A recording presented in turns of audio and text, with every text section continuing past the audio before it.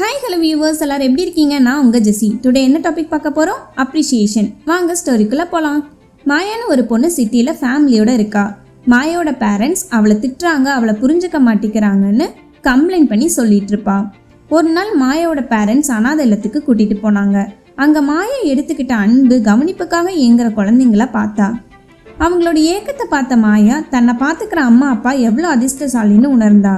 அவங்க காட்டுற பாதை அன்பு புதுசாக பாராட்டி எல்லாரும் வீட்டுக்கு வந்தாங்க. அப்போ இருந்து மாயாவோட போக்கு மாறிடுச்சு.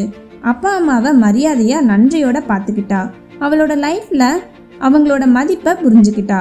மாரல் ஆஃப் த ஸ்டோரி: சில சமயத்தில் பேரண்ட்ஸ் நமக்கு காட்டுற அன்பு அக்கறை உண்மையாக பாராட்டுறதுக்கு அவங்களோட சூழ்நிலையை பார்க்கணும். Next to excellence is the appreciation of it.